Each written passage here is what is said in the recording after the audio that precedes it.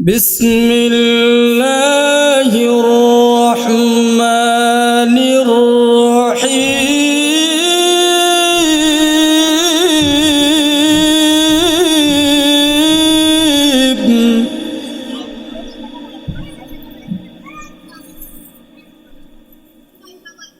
وقال إني ذاهب إلى ربي سيهدين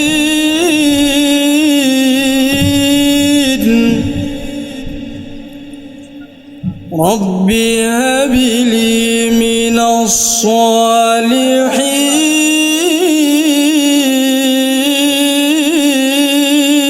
الصالحين فبشرناه بغلام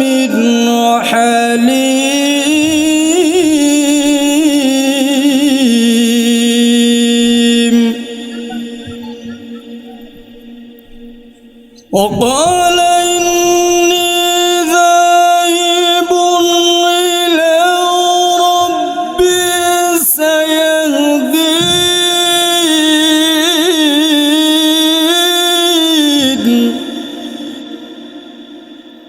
رب هب لي من الصالحين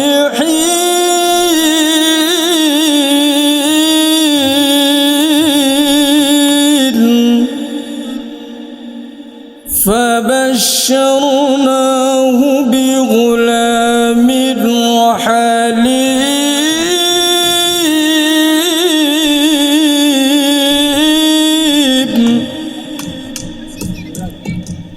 فلما بلغ معه السعي قال يا بني إني أرى في المنام أني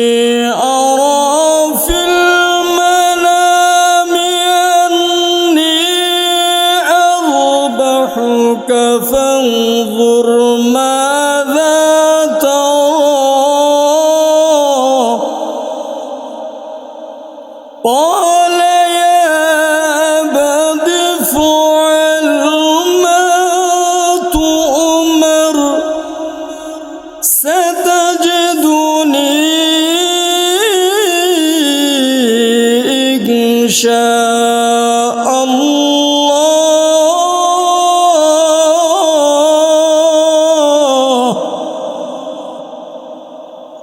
إن شاء الله من الصابرين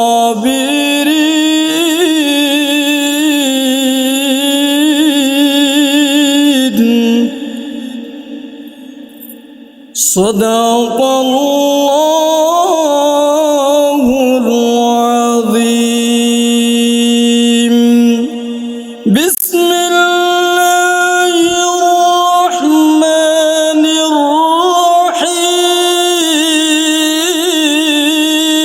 الرحيم قل هو الله أحد الله الصمد لم يلد ولم يولد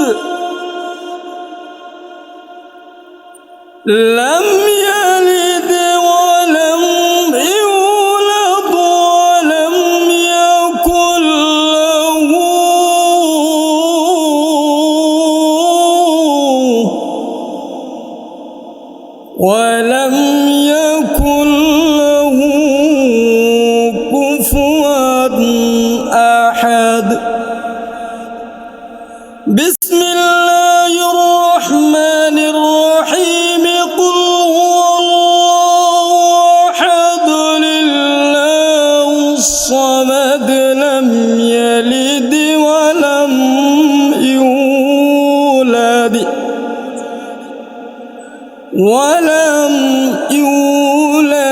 ولم يكن له كفوا أحد صدق الله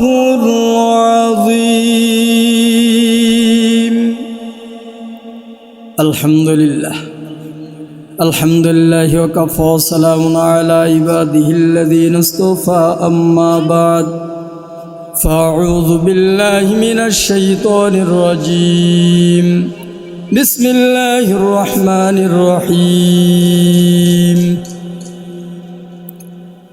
ইন্নাল্লাহা ওয়া মালাইকাতাহু ইউসাল্লুনা আলান নবী يا أيها الذين آمنوا صلوا عليه وسلموا تسليما اللهم صل على محمد وعلى آل محمد كما صليت على إبراهيم وعلى آل إبراهيم إنك حميد مجيد اللهم بارك على محمد وعلى آل محمد كما باركت على إبراهيم وعلى آل إبراهيم إنك حميد مجيد الحمد لله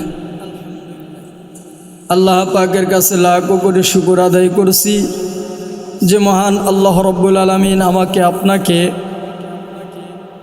আজকের খতমে বুখারীর অনুষ্ঠানে আল্লাহ তাআলা আমাকে আপনাকে আসার বসার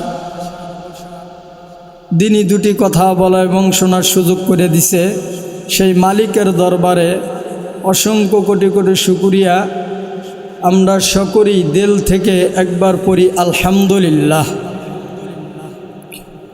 নবী মুহাম্মদ রাসূলুল্লাহ সাল্লাল্লাহু আলাইহি ওয়াসাল্লামের উপরে অসংখ্য কোটি কোটি দরুদ ও সালাম আমরা একবার পড়ে নিই সাল্লাল্লাহু আলাইহি ওয়াসাল্লাম।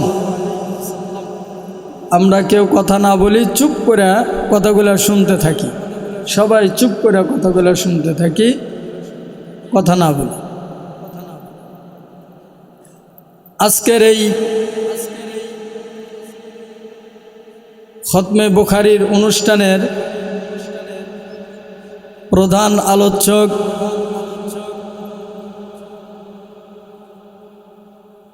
আলহাজ হাফেজ হযরত মাওলানা মুফতি খুরশেদুল আলম সাহেব দামাত বারকাতুহুম। হুজুর ইনশাআল্লাহুল আজিজ যথা সময় ইনশাআল্লাহ খুব গুরুত্বপূর্ণ বয়ান করবেন এবং দোয়া করবেন। এই জন্য আমরা যারা এখনও মজমার বাহিরে আছি সকলেই ইনশাআল্লাহ আমরা মজমায় চলে আসি ইনশাআল্লাহ। এই মজমাটার এত দাম, এত বরকত এই মজমার। এই মজমার ভিতরে যারা বসবে,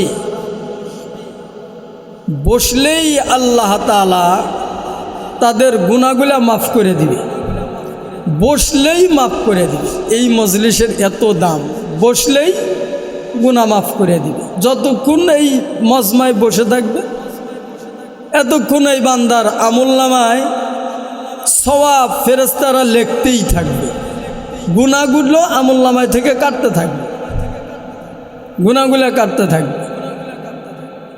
এই জন্য এই মজমার অনেক দাম। আমাদের এই মজমার প্রধান অতিথি আলহাজ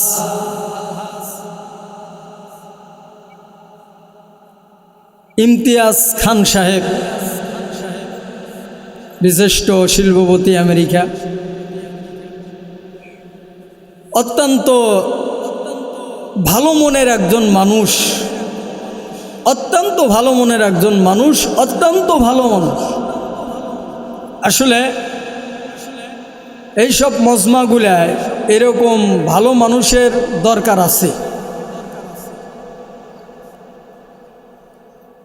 এরকম ভালো মানুষটাই ইসলামের জন্য দেখবেন আল্লাহ তাআলা কাক কোন সময় কবুল করে নেয় ইসলামের জন্য সে নিজেও জানে না, আল্লাহ তাআলা কাক কোন সময় কবুল করে ইসলামের জন্য, ইসলামের খাদেম বানায় কাক কোন সময়, তারা নিজেও জানে না, নিজেও বোঝে না যে আল্লাহ তাআলা ইসলামের জন্য আমাকে কবুল করছে। আর যাকে ইসলামের জন্য কবুল করে বুঝতে হবে, যাকেই কবুল করলো ইসলামের জন্য একই বুঝতে হবে যে আল্লাহ তাআলা তাকে মোহাব্বত করে, ভালোবাসে বিদায় ইসলামের জন্য তাকে কবুল করে নিছে। আল্লাহ তাআলা যাদের মোহাব্বত করে না, ভালোবাসে না, আল্লাহ তাআলা তাদের সাথে তাদের ইসলামের খাদেম, ইসলামের খেদমত আল্লাহ তাআলা তাদের দিয়া করান না। এই জন্য যাদের ভালোবাসে তাদের দিয়ে ইসলামের খেদমতগুলো করায়। সবসময়ের জন্য একটা জিনিস খেয়াল রাখতে হবে, মনে চিন্তা রাখতে হবে যে আমার দ্বারা অন্য কোনো মুসলমান ভাই যেন কষ্ট না পায়, আমার দ্বারা অন্য কোনো জাতি, আমার দ্বারা যেন কেউ কষ্ট না পায়, সবসময়ের জন্য খেয়াল করা লাগবে। আল্লাহ তাআলা ওই মানুষকেই ভালোবাসে যার দিলের ভিতরে নম্র, ভদ্র, নম্রতা, যার দিলের ভিতরে অহংকার মুক্ত দিল, শিরক মুক্ত দিল থাকবে, অহংকার নাই, মাটির মতন দিল থাকবে। আল্লাহ তাআলা বলেন যে এই মানুষটাই কঠিন কিয়ামতের দিন আমার জান্নাতে যাইতে মানুষটার বেশি কষ্ট হবে না, যার দিল ভালো। যার দিল ভালো এই মানুষটা জান্নাতে যাইতে বেশি কষ্ট হবে না, দিল ভালো বানালে। আর দিল ভালো বানাইলেই দেখবেন আল্লাহ তাআলার মদত, আল্লাহ তাআলার সাহায্য যদি আমি আপনার দিল ভালো বানাইতে পারি তাহলে পাওয়া যাবে। এই জন্য দিল ভালো বানা ইসলামের কাজ, ইসলামের জন্য বেশি বেশি করে আমাকে আপনাকে করতে হবে, ইসলামের দিকে বেশি বেশি করে ইসলামের খেদমত করতে হবে। কারণ এই জিন্দেগি নয়, আমি আপনার যে জিন্দেগি চলতেছি এটা আমার আপনার মূলত জিন্দেগি নয়। এই জিন্দেগি ছেড়ে আমাকে আপনাকে আর এক জিন্দেগি যাইতে হবে, সেটাই হলো আসল জিন্দেগি, ওইটাই আসল জিন্দেগি। সেই জিন্দেগির নাম হলো 3.5 হাত কবর। এই কবরের ভিতরে যে আমার জিন্দেগিটা শুরু হবে, এই জিন্দেগির আর শেষ নাই, এটাই আমার আসল জিন্দেগি। এই দুনিয়ার জিন্দেগি নয়, এইটা ক্ষণস্থায়ী জিন্দেগি, চিরস্থায়ী নয়। আর এই জিন্দেগির পরে যদি ওই জিন্দেগির কথাগুলো ভুলে যায় তাহলে আমার আপনার সেন বোকা, আমার আপনার সেন নাদান, মূর্খ আর কেউ থাকবে না যদি আমি ওই জিন্দেগি ভুলে এই জিন্দেগিকে প্রাধান্য দিই। এই জিন্দেগিকে প্রাধান্য দেওয়া যাবে না, ওই জিন্দেগিকেই বেশি বেশি প্রাধান্য দিতে হবে। ওই জিন্দেগি যেটা তো আমার ক্ষণস্থায়ী, এটা তো চিরস্থায়ী না, এই জিন্দেগি ছেড়ে চলে যেতে হবে। আর এইটা যাদের দিলের ভিতরে এই বুঝটা আছে দেখবেন তারাই ইসলামের জন্য কাজ করে, তারাই কোরআনের জন্য কাজ করে, তারাই ইসলামের খাদেম হয়, তারাই ইসলামের কাজ করার জন্য আগ্রহী প্রকাশ করে। এই জিন্দেগি, এই চিন্তাটা যার দিলের ভিতরে ঢুকে যায়, আর এই চিন্তা, এই চেতনাটা আমার আপনার ভিতরে একমাত্র শুধুমাত্র কেমনে আসবে, সেটা হলো আমি আপনি যদি কোরআন মোতাবেক যদি জিন্দেগি চালাই তাহলে দেখবেন যে আমার আপনার ভিতরে এই চিন্তাটা, এই চেতনাটা এসে যাবে। যদি কোরআন মোতাবেক যদি জীবনযাপন করতে পারি তাহলে দেখবেন দুনিয়ার ধন সম্পদ, টাকা পয়সা, বাড়ি গাড়ি সব আমার কাছে তুচ্ছ মনে হবে, যেগুলো কিছুই নেই এগুলা তুচ্ছ। কারণ আমাকে চলে যাইতে হবে। অনেক টাকার মালিক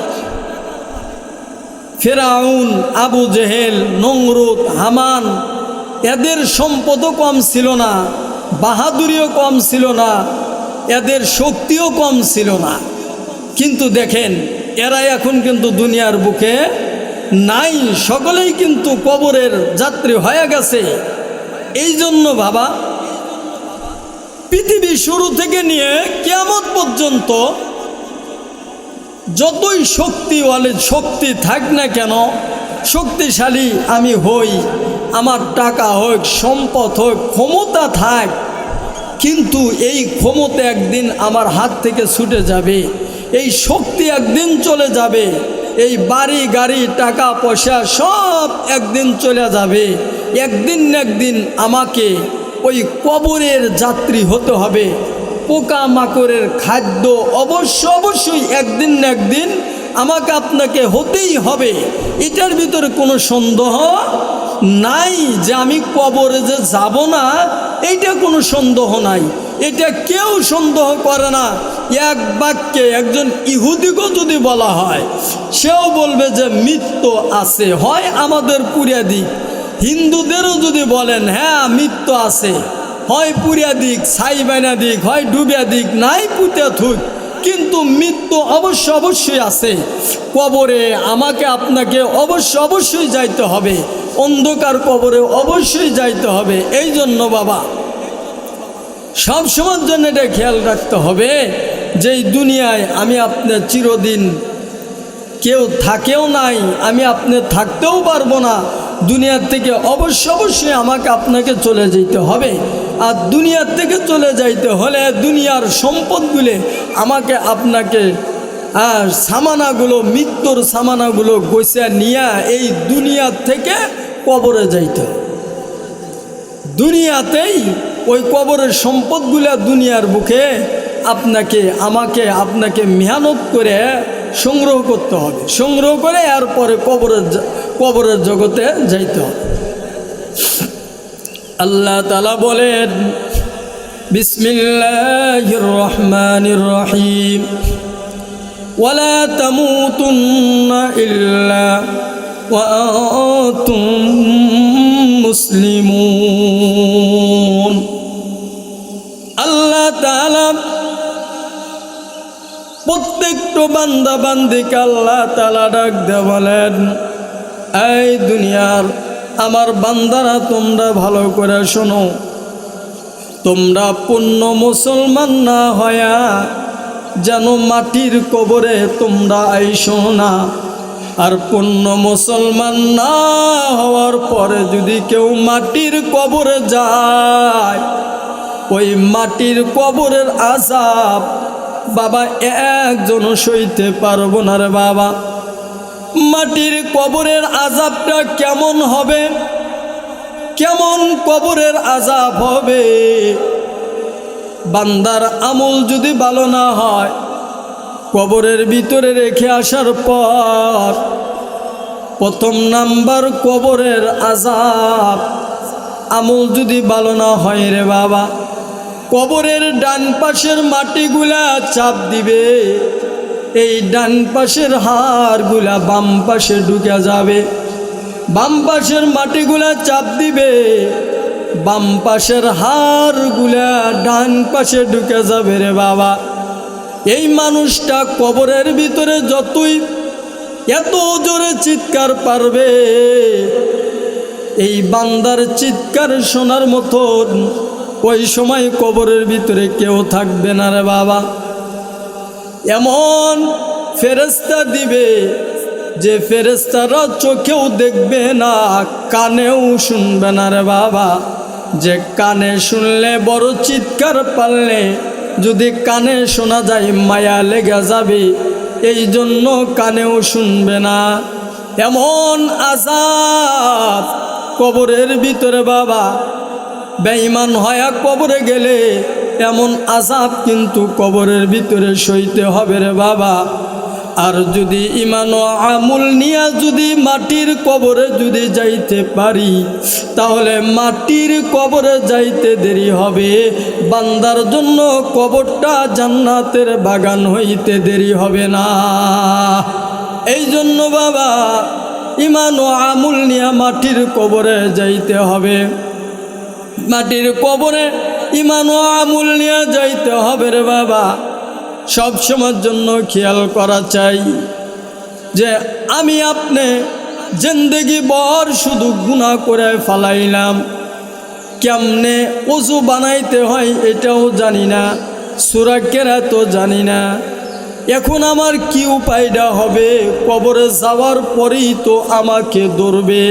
বান্দা দুনিয়ায় নামাজ পড়ছে কে পড়ে নাই, বান্দা দুনিয়ার বুকে কেমনে চলছো, ভালো আমলগুলো করছি কি করি নাই, আল্লাহর কোরআন তেলাওয়াত করছি কি করি নাই, আল্লাহর কোরআন মোতাবেক জীবন চালাইছি কি চালাই নাই, এগুলার বান্দার হিসাব নেওয়া হবে বান্দা যেসম কবরে যাইবে রে বাবা। আর কোরআন পড়নেওয়ালার কত দাম, একজন কোরআন পড়নেওয়ালার কত দাম। শুধু কোরআন পড়নেওয়ালারই দাম হবে না রে বাবা, একজন কোরআন পড়নেওয়ালার আত্মীয় স্বজন বন্ধু বান্ধব আল্লাহ তাআলা তাদেরও কত দাম দিবে। শুধুমাত্র কোরআন পড়ছে, আর এই কোরআন পড়নেওয়ালাকেও আমার আল্লাহ কত দাম দিবে হাসরের ময়দানে। শুধু হাসরেই না, দুনিয়াতেও কোরআন পড়নেওয়ালার দাম আছে কি নাই? কি কন? কোরআন পড়নেওয়ালা যারা আলেম তাদের দাম আছে কি নাই? অনেক কোরআন পড়নেওয়ালা, অনেক হাফেজে কোরআনের দাম আছে, অনেক আলেম ওলামাদের দাম। যারা আলেম হাফেজ এদের দুনিয়াতেও দাম, আখেরাতেও দাম, কবরেও দাম। শুধু আলেমের দামই নয়, একজন আলেমের বাবা মার, হাফেজের বাবা মার বন্ধু বান্ধব আত্মীয় স্বজন তাদেরও আল্লাহ তাআলার কাছে এত দাম হবে। একজন হাফেজের বাবা মার এত দাম হবে, একজন আলেমের বন্ধু বান্ধব যারা তাদেরও যে কত দাম হবে। মিশরের ভিতরে একটা ঘটনা লেখেন যে মিশরের ভিতরে এক গরিব মানুষ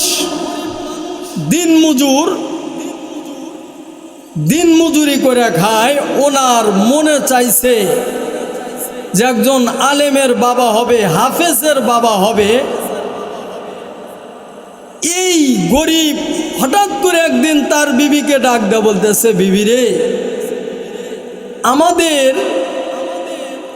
যে ঘরে সন্তান আসবে, হয় মেয়ে হয় হয় পুরুষ হয়, যদি মেয়ে হয় তাও আলেম বানাবো, হাফেজ বানাবো, যদি পুরুষ হয় তাও আলেম বানাবো, হাফেজ বানাবো। আহা, একজন মূর্খ, একবারে মূর্খ, তার দিলের ভিতরে কি চিন্তা। হঠাৎ করে কিছুদিন পরে দেখে এই মূর্খর তার বিবির পেটে থেকে এত সুন্দর একটা নেককার একটা মেয়ে সন্তান হয়েছে, ছেলে না হয় মেয়ে হয়েছে। এবার এই মূর্খ বেচারা তার বিবিকে ডাক দিল, বিবি রে, আল্লাহ তাআলার কাছে চাইলাম ছেলে আলেম বানাবো, হাফেজ বানাবো, হাফেজের বাবা হব, একজন আলেমের বাবা হব, আমার কত সম্মান দিবে। দুনিয়াতে সম্মান না পাইলে আখেরাতেও আমার সম্মান আছে। একজন হাফেজের, একজন আলেমের বাবা মা, আর আমার মেয়ে হইল। এবার এই আল্লাহর বান্দা বলে, ঠিক আছে, আমার মেয়েকেও আমি হাফেজ আলেম বানাবো। কোন সুবহানাল্লাহ, হাফেজ আলেম বানাবো। আল্লাহর বান্দা মূর্খ এটা চিন্তা করে বাবা মেয়েটাকে মাদ্রাসায় লেখাপড়া করার জন্য দিল। খুব খেয়াল দেওয়া কথাগুলো শোনা চাই। বাবা, এই মেয়েটাকে মাদ্রাসায় দেওয়ার পর মেয়েটা যেসম কায়দা থেকে শুরু করে আমপারা, কোরআন শরীফ, নাজারা, হেফজ যেই মাত্র 15 পারা চলে গেল, এই মুহূর্তের ভিতরে এই মেয়েটার বাবা মূর্খ আল্লাহর বান্দা দুনিয়ার থেকে বিদায় নিয়ে চলে গেলেন। দুনিয়ার থেকে বিদায় নিয়ে চলে যাওয়ার পর এবার এই আল্লাহর বান্দির ছেলে সন্তানও নাই, শুধুমাত্র একটা মেয়ে সন্তান। এবার আল্লাহর বান্দি তার মেয়েকে ডাক দিলে, মা গো, ও মা, তোর কোনো বড় ভাই নাই, ছোট ভাই নাই। মারে, তোর বাবার শখ ছিল তুই ভালো হাফেজ হবি, একজন আলেম বানাবো। তোর বাবার শখ ছিল মারে, মেহেরবানি করিয়া তুই হাফেজ আলেম হ। মেয়েটি বলে, মা গো, চিন্তা করো না রে মা। ইখলাসের নিয়তে বাবা মেয়েটি পড়তে পড়তে একদিন এক পর্যায়ে মেয়েটা হেফজ শেষ করার পর একদিন বাড়িতে গেছে। বাড়িতে যায়া দেখে তার দুঃখিনী মায়ের চোখ দিয়া পানির ফোঁটাগুলো টপ টপ করে পড়তেছে। এবার মেয়েটি তার মার কাছে যা বলে, মা গো, ও মা, তুমি আমাকে মা গো মক্তব থেকে নিয়ে মা গো আমি হেফজ শেষ করলাম। মা, কোনোদিন বাড়িতে এসে তো তোমার চোখে পানি দেখি নাই রে মা। ও মা, আজকে কেন তোমার চোখে পানি দেখি রে মা? এবার আল্লাহর বান্দি কাঁদে আর বলে, মা গো, ও মা, শোন, তোর বাবা যে টাকা যে সম্পদগুলা রেখে গেছিল, সব সম্পদগুলা বিক্রি করে করে এত দূর পর্যন্ত আমি সংসার চালাই আসলাম। মারে, তোর লেখাপড়ার খরচটা জোগাইলাম। ও মা, হয়তো আজ থেকে আমি আর লেখাপড়ার খরচটা জোগাইতে পারবো না। মারে, তবে শোন, আজ 3 দিন হয়ে গেল, 4 দিনের দিন আমার চুলাই কোনো আগুন জ্বলে নাই রে মা। আমি তোকে যে খাবার দেব, তুই অনেক দিন পরে বাড়িতে আসছোস। মারে, আমি যে তোকে একটু খাবার দেব, এই খাবার যে দেব, যে খাবার যে রান্না করে তোকে দিব, এতটুকু খানা আমার পাতিলাই নাই রে মা, যে আমি তোর মুখে 1 লোকমা খাবার উঠাইয়া দিব। এ বাবা, যদি কোনো সন্তান এই কথা যদি তার মার মুখে শোনে, বলেন তো দেখি ওই সন্তানটার ওই সময় কেমন লাগবে রে বাবা? এর পরেও তো সন্তানটা হাফেজে কোরআন, হাফেজা, একজন মেয়ে, তারপরও হাফেজা। আর এই মেয়ের সামনে যেই মাত্র এই কথা বলছেন, এবার মেয়েটি বলে, মা গো, চিন্তার কোনো কারণ নাই রে মা। ও মা,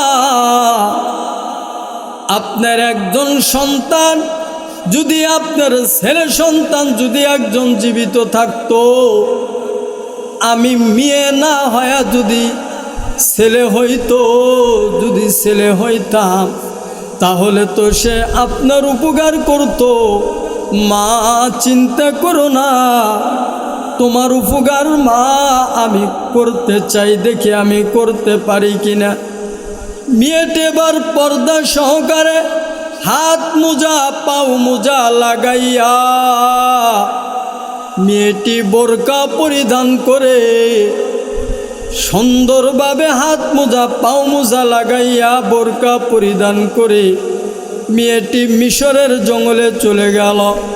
জঙ্গলে যাইয়া জঙ্গলের ভিতরে যাইয়া সুন্দর করে মেয়েটি কাঠ কাটলেন, খড়ি কাটলেন, লাকড়ি কাটিয়া একটা বোঝা বানাইয়া, লাকড়ির একটা বোঝা বানাইয়া ওই বোঝাটা হাফেজা মেয়ের মাথায় করে বহন করে পর্দা সহকারে বাবা হাত মোজা পাও মোজা লাগাইয়া বোরকা পরে মেয়েটি লাকড়ির বোঝাটা মাথায় লইয়া মেয়েটি মিশরের বাজারে যায়।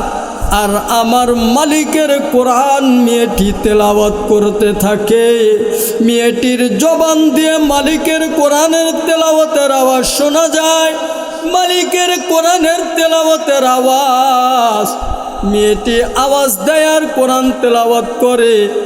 এবার মেয়েটি মিশরের বাজারে এক কর্নারে যায়, এক জায়গায় এক কর্নারে যায় মেয়েটি লাকড়ির বোঝাটা সামনে নামাইয়া এবার মেয়েটি বোরকার ভিতর থেকেই আমার মালিকের কোরআনটা সুন্দরভাবে মালিকের কোরআন তেলাওয়াত করে।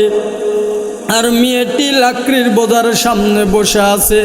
হঠাৎ করে দেখলো যে অনেকক্ষণ পরে দেখে একজন যুবক মানুষ সে বাজারে আসছে লাকড়ি কেনার জন্য। হঠাৎ করে যুবকটির বাজারের ভিতরে নজর করে তাকাইয়া দেখে বাজারের এক কর্নারে বোরকা পরিহিত অবস্থায় একজন সুন্দরী যুবতী মেয়ে যে লাকড়ির বোঝা নিয়ে বসে আছে। এই যুবতীটার কাছে যাইয়া যুবক যা বলে, আপনি কে গো? আপনাকে তো এই মিশরের বাজারে আর কোনো দিন দেখি নাই, আপনি কে? এবার মেয়েটি ডাক দে বলে, আপনি আমাকে চিনবেন না, আমি জিন্দেগি বাজারে আসি নাই, আমি মাদ্রাসার একজন ছাত্রী, আমি খড়ি নিয়ে আসছি। এবার ওই যুবকটা যুবতীর চেহারার দিকে যেই মাত্র বোরকার উপরের দিকে তাকাইছেন, তাকাইয়া যুবক ছেলেটা ওই মেয়েটা বলে, ঠিক আছে তোমার খড়ির দাম কত, লাকড়ির দাম কত? ডাক দেয়া বলেন, আমার লাকড়ির দাম হয়তো 50 টাকা হবে, কিন্তু বাবা ওই সময় 100 টাকার নোট দিয়া বলে, ওই যে দেখা যায় একটা বিল্ডিং, ওই জায়গায় আমার খড়িটা তুমি মাথায় করে নিয়ে দাও। এই যেই মাত্র লাকড়ির বোঝাটা নিয়ে গেল, নিয়ে যাওয়ার পর যুবক ছেলেটির মনে খারাপ একটা কুধারণা এসে গেল।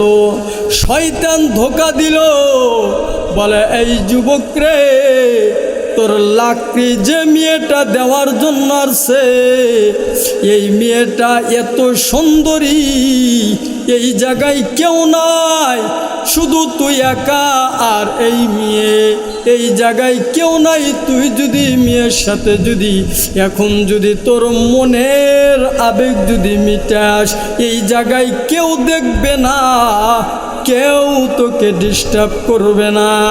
শয়তানের ওয়াসওয়াসায় পড়িয়া যুবক ছেলেটি যেই মাত্র মেয়েটির দিকে কুনজরে তাকাইছেন, মেয়েটিকে কুনজরে ধরার জন্য সামনের দিকে আগাইছে। মেয়েটা বুঝতে পারিয়া এবার মালিকের কাছে ডাকডা বলেন, আল্লাহ এই জায়গায় কেউ নাই, আমি আর এই যুবক ছাড়া কেউ নাই। আল্লাহ গো, আমার দিলের ভিতরে আপনার কোরআন আছে। আল্লাহ আমি একজন কোরআনের হাফেজা, আল্লাহ গো আপনার কোরআনের অসম্মানী হবে, আল্লাহ আপনি এটা চাইবেন না। আল্লাহ গো মেহেরবানি করে এই যুবকের হাত থেকে আমাকে বাঁচাইয়া দেন। এবার মেয়েটা যেই মাত্র আল্লাহর উপরে স্বর্ণপন্ন হয়েছে বাবা। আল্লাহকে তাওয়াক্কুল করে আল্লাহর কাছে সাহায্য চাইলো। আমার আল্লাহ বলেন, বান্দা দুনিয়ার ভিতরে যদি তুই বিপদে পড়ে যাস, দুনিয়ার ভিতরে যদি বিপদে পড়ে যাস, বিপদে পড়ার পরে যদি আমি আল্লাহর কাছে সাহায্য চাস, আমি আল্লাহ অবশ্যই বান্দা তোকে সাহায্য করব।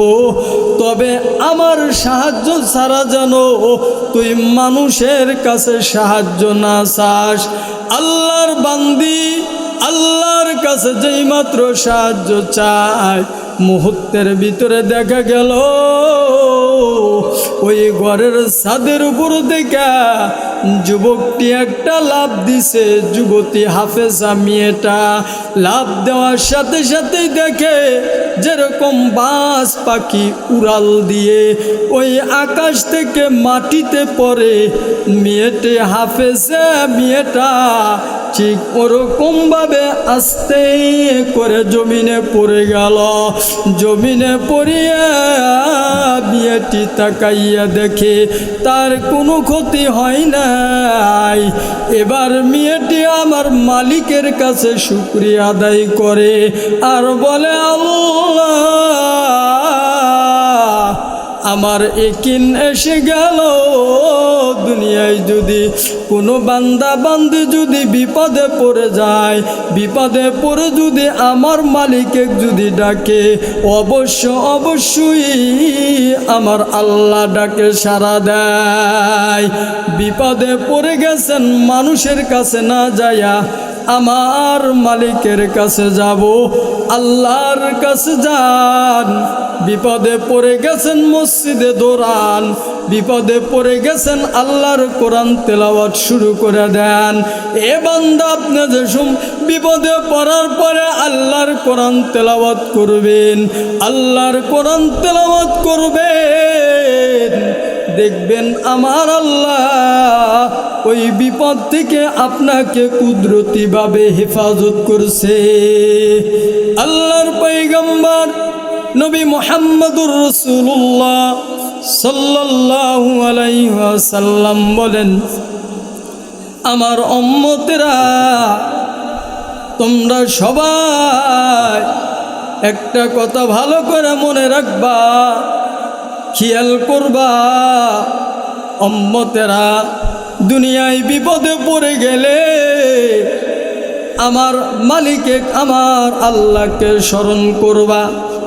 বান্দা এমন বিপদে পড়ে গেছে, বান্দার বামেও কেউ নাই, ডানেও কেউ নাই, বান্দার আশেপাশে কেউ নাই। বান্দা এটা বুঝতে পেরে যে মালিকে ডাক দিবে, আল্লাহ গো আমি এমন বিপদে পড়ে গেলাম যেই বিপদে থেকে আমার বাবাও নাই, আমার মাও নাই, আল্লাহ গো আপনি আমাকে হেফাজত করেন। আমার আল্লাহ বলেন, বান্দারে বিপদে পড়ার পর আল্লাহ বলে যে কোনো বান্দা মোহাব্বতের নজর নিয়া আল্লাহ বলে যে ডাক দেয়, আমার আল্লাহ বলেন, বান্দারে তুই আল্লাহ বলে ডাক দিলি, আমি আল্লাহর কুদরতি কলিজা বড় ঠান্ডা হয়ে যায় রে বান্দা। আল্লাহ বলে ডাক দিলি, আমি আল্লাহ তোর ডাকে সাড়া না দিয়া পারি না রে বান্দা। এই জন্য বাবা বেশি বেশি করে বিপদে পড়ে গেলে আমার আল্লাহকে ডাক দিতে হবে। নবী মুহাম্মদুর রাসূলুল্লাহ সাল্লাল্লাহু আলাইহি ওয়াসাল্লাম বলেন, আমার উম্মতেরা তোমরা কি জানো হাসরের ময়দানে মানুষটার এই গুনাহগার উম্মত মানুষদের কি উপায় হবে? হযরতে আম্মা জান আয়েশা রাদিয়াল্লাহু তাআলা আনহা ডাক দেয়া বলেন, ও পয়গম্বর, হাসরের ময়দানে আপনার উম্মতদের আপনি কেমনে চিনবেন? হাসরের ময়দানে শুনছি যে প্রত্যেকটা মানুষ শুধু এদিকে ওদিকে দৌড়াইতে থাকবে। হাসরের ময়দানে বাবা মাকে চিনবে না, মা সন্তানকে চিনবে না, সন্তান মাকে চিনবে না। এত কঠিন ভয়াবহ দিন হাসরের ময়দান। ওই জায়গায় আপনি কই থাকবেন? আপনার গুনাহগার উম্মতেরা কই থাকবে? মায়ার নবী আমার ডাক দেয়া বলেন, আয়েশা শোনো,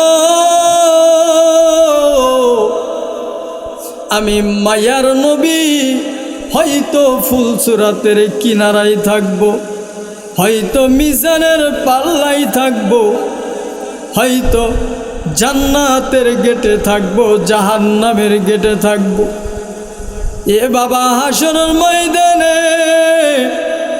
কেমন দিন হবে রে বাবা, কেমন দিন হবে? আমার আল্লাহ ডাক দিবেন, এত জোরে আমার আল্লাহ একটা ডাক দিবেন, বিসমিল্লাহির রহমানির রহিম, লিমানিল মুলকুল ইয়াউম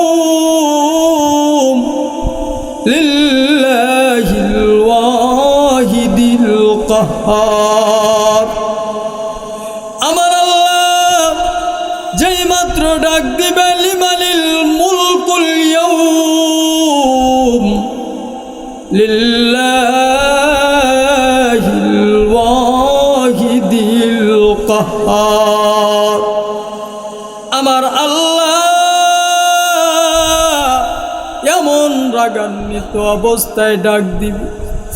আবার আমার আল্লাহ কিছুক্ষণ পর আবার বলবেন, ওয়ামতাজুল ইয়াউমা আইয়ুহাল মুজরিমুন। আমার আল্লাহ আবার ডাক দিয়ে বলবেন, এই গুনাহগার বান্দা, আজকে এই গুনাহগার বান্দা যারা আছো, তোমরা আমার নেককার বান্দাদের কাছ থেকে পৃথক হয়ে যাও।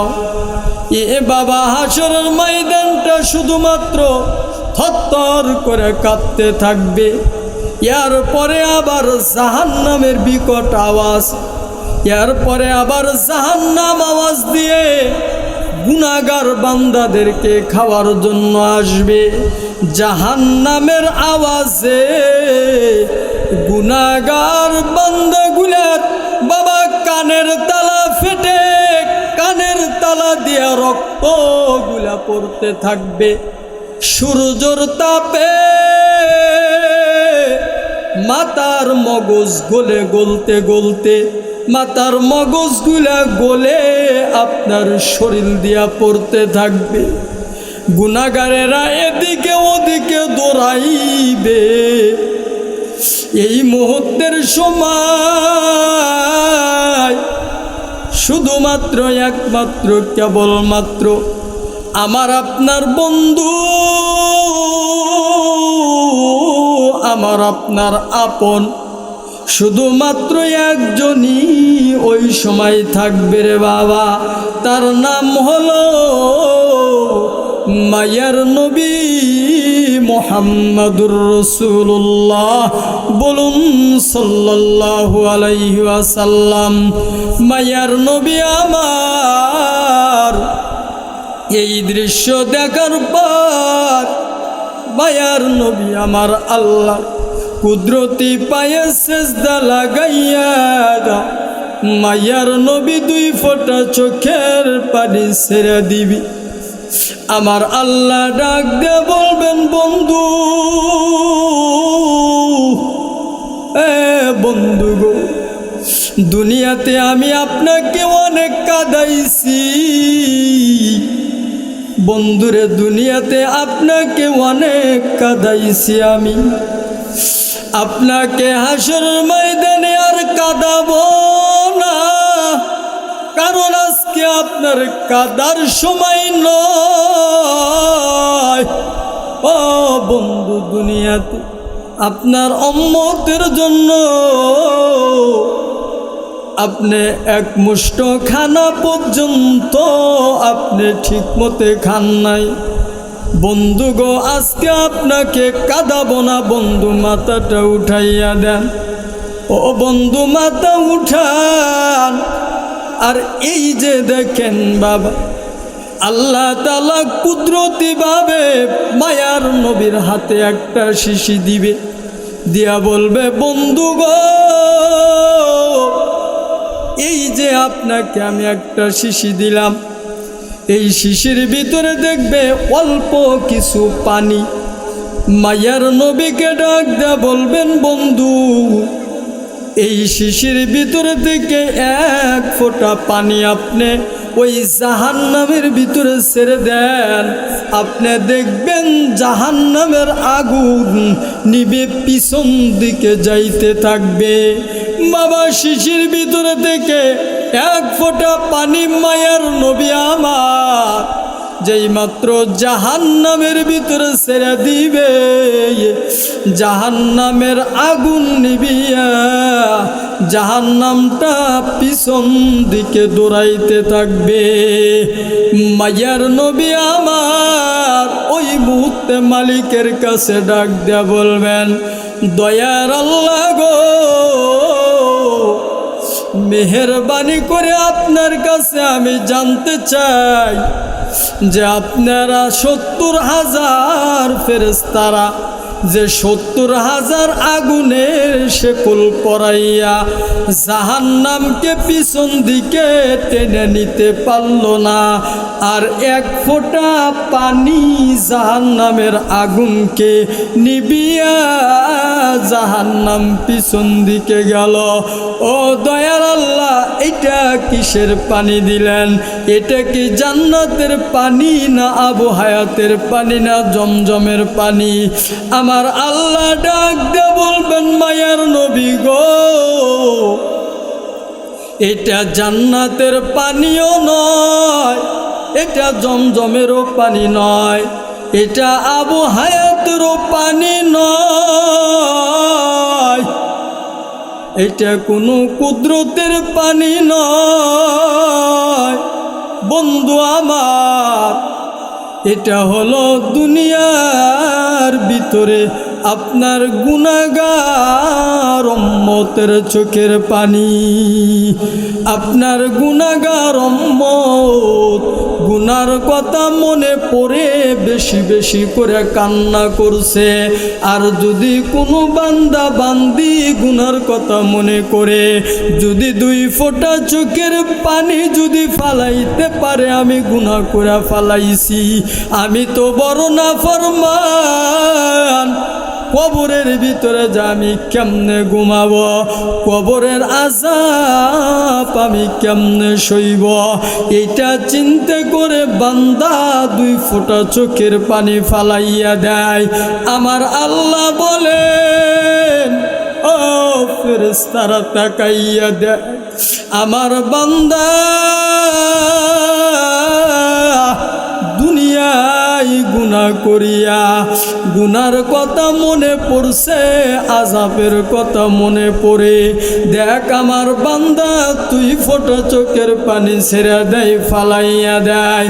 আমার বান্দার চোখের পানি নাকের ডগা আসার আগেই কুদরতিভাবে দুটা তুলিয়া রাখ, এই পানি হেফাজত করে রাখ।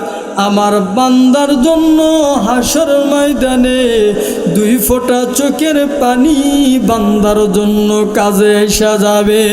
বাবা, আমার আপনার চোখের পানি আসে না রে বাবা, কিন্তু দেখবেন যাদের আমরা চিরদিন বর জিন্দেগি বর গালি দিলাম, যে মাদ্রাসার তালবে ইলমকে দেখতে পারি না গালি দেই, বাবা আমি বড় হয়ে গেছি, আমার চোখে পানি নাই, আপনার চোখে পানি নাই, আপনার ছেলের চোখে পানি নাই, কিন্তু তাকাইয়া দেখবেন একজন তালবে ইলম ছোট্ট ছেলে দেখবেন বাবা ফজরের নামাজের আগে উঠিয়া কেমনে কুদরতি ভাবে আল্লাহর কোরআন নিয়ে কান্না শুরু করে দেয়, কেমনে কুদরতি ভাবে আল্লাহর কোরআন সামনে নিয়ে তেলাওয়াত করে, আর দুই ফোঁটা চোখের পানি ছেড়ে দেয়। মনে রাখবেন রে বাবা, এই ছেলেটা যদি আমার আপনার জন্য যদি দুই হাত উঠাইয়া যদি শুধুমাত্র বলে আল্লাহ আপনি মাফ করে দেন, বাবা ছেলেটার মুখ দিয়া বলা লাগবে না মাফ করে দেন, শুধুমাত্র হাতখানা উঠাইছে, দেখবেন আমার আল্লাহ আমার আপনার জিন্দেগির গুনাহগুলা মাফ করে দিছে। বাবা আমি নামাজে দাঁড়াই কান্না আসে না, আমার আপনার দিল পাথর হয়ে গেছে।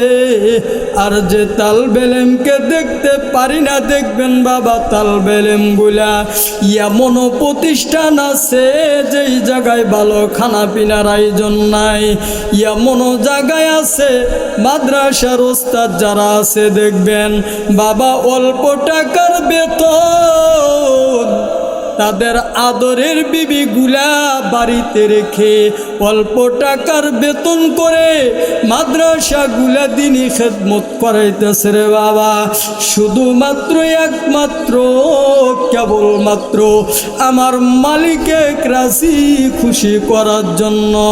তবে বাবা মনে রাখবে, দুনিয়ায় কোনো আলেমকে ছোট করে দেখা যাবে না, দুনিয়ায় কোনো হাফেজকে ছোট করে দেখা যাবে না। এ বাবা মনে রাখবে, একজন হাফেজ আলেমকে আমার আল্লাহ বড় সাহায্য করে। বাবা তারা দিন রাত্রে সন্তানকে বাবা কেমনে মেহনত করে সব সময়ের জন্য, এটা খেয়াল করতে হবে।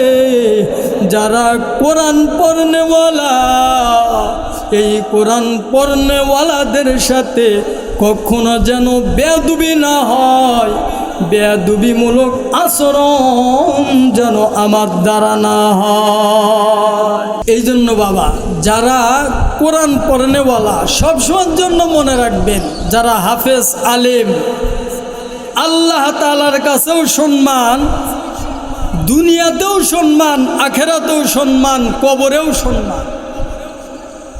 যারা আলেম হাফেজ হক্কানি আলেম যারা, তাদের সম্মান আছে।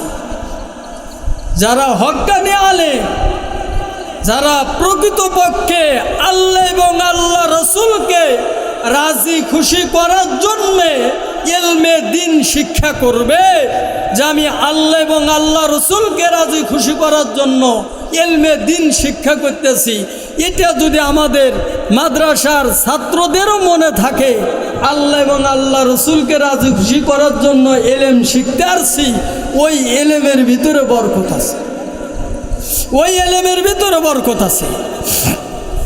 আর যেই আল্লাহ এবং আল্লাহ রসুলকে রাজি খুশি করার জন্য যেই আলেমটা সামনের দিকে আগাইবে, ওই আলেমের শুধু দুনিয়াতেই বরকত নাই, কবরেও বরকত, আখেরাতেও বরকত।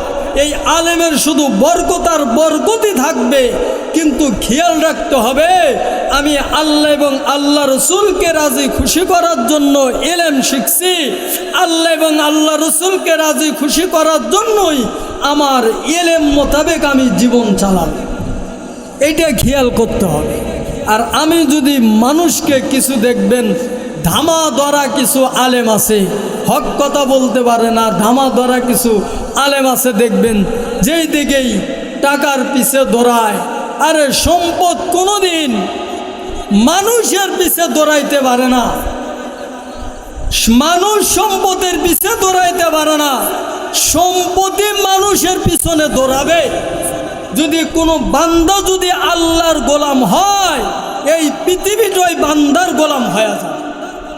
কিন্তু গোলাম হতে হবে আল্লাহর মানুষের না, আল্লাহর গোলাম হব, এই দুনিয়াটা আমার গোলাম হবে।